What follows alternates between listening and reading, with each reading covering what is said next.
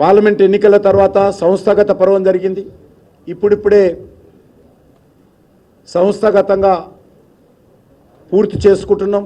మధ్యలోనే ఈ యొక్క ఎన్నికలు వచ్చాయి. ఈ ఎన్నికల్లో కూడా మా పార్టీ కార్యకర్తలందరూ గత 4 నెలలుగా ఇదే పని చేస్తూ ఉన్నాం. ఈ యొక్క రానున్నటువంటి 1-2 నెలల్లో అన్ని కమిటీలను పూర్తి చేసుకొని ఈరోజు రాష్ట్రంలో ఒక బలమైనటువంటి శక్తిగా ప్రజా సమస్యల మీద పోరాటం చేసే దిశలో ముందుకెళ్తాం. ముఖ్యంగా ఈరోజు ఉపాధ్యాయుల సమస్యల మీద ఈరోజు చాలా అసంతృప్తి ఉపాధ్యాయుల్లో ఉంది. ఉద్యోగస్తులు గురించి పట్టించుకున్నటువంటి పరిస్థితి లేదు.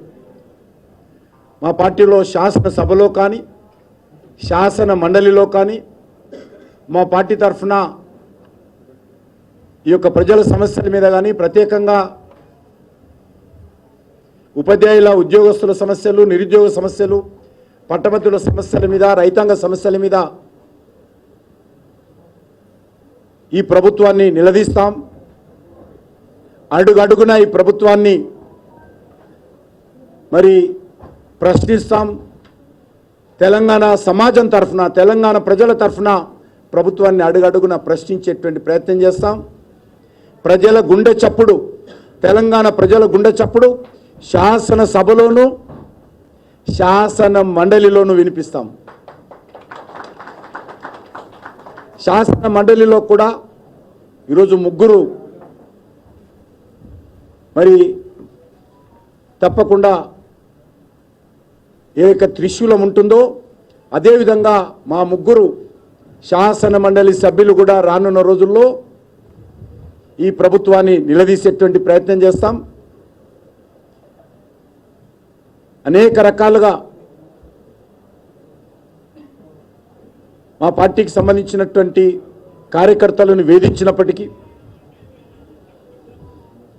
అనేక రకాలుగా ఇటీవల జరిగినటువంటి ఎన్నికల్లో ముఖ్యమంత్రి గారు తన సహచర మంత్రులు, పార్టీకి సంబంధించినటువంటి ఎంపీలు, ఎమ్మెల్యేలు కొంతమంది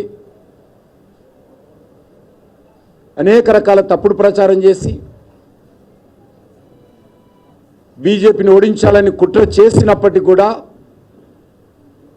ఎన్నికల్లో బీజేపీ విజయం సాధించడం జరిగింది. ఈ విజయానికి మేమేమి అతి ఉత్సాహం చూపించడం లేదు. మా బాధ్యత పెరిగిందని భావిస్తూ ఉన్నాం. తెలంగాణ ప్రజలు మరింతగా పోరాటం చేయాలని, తెలంగాణ ప్రజలు ఈ ప్రభుత్వం మీద మరింతగా ఉద్యమించాలని, తెలంగాణ ప్రజలు వాళ్ళ సమస్యల మీద ఈ ప్రభుత్వాన్ని నిలదీయాలని మాకు బాధ్యత పెట్టారని భావిస్తూ ఉన్నాం. తప్పకుండా బాధ్యతను మేము గౌరవ పార్లమెంట్ సభ్యులు 8 మంది, గౌరవ శాసనసభ్యులు 8 మంది, గౌరవ శాసన మండలి సభ్యులు 3 అందరం కలిసి రానున్న రోజుల్లో పోరాటాలకు సమాయుత్తమని చెప్పి ఈ సందర్భంగా మనయేస్తున్నాను. నరేంద్ర మోడీ గారి నాయకత్వంలో ఈ రాష్ట్రంలో డబుల్ ఇంజన్ సర్కార్ రావాల్సినటువంటి అవసరం ఉంది. డబుల్ ఇంజన్ సర్కార్ వస్తేనే ఈరోజు తెలంగాణ ఉద్యమకారుల ఆకాంక్షలు నెరవేరుస్తాం. ఈరోజు అనేక రకాల తప్పుడు ఆరోపణలు చేస్తూ ఉన్నటువంటి నేపథ్యంలో కూడా ఏమాత్రం ఈరోజు మేము వెనుకడుగు వేసేటువంటి ప్రసక్తి లేదు. అందుకే ఈరోజు భారతీయ జనతా పార్టీ బలపడాలి, తెలంగాణను రక్షించాలి.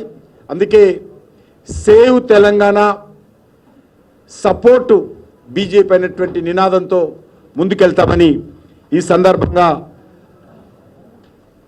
నేను భావిస్తూ మరొకసారి తెలంగాణ ప్రజలకు హృదయపూర్వకమైనటువంటి కృతజ్ఞతలు తెలియజేస్తూ మీరు మా మీద పెట్టినటువంటి బాధ్యతను తప్పకుండా శిరసావహిస్తూ ఆ బాధ్యతను నిర్వహిస్తామని చెప్పి మరొకసారి తెలియజేసుకుంటూ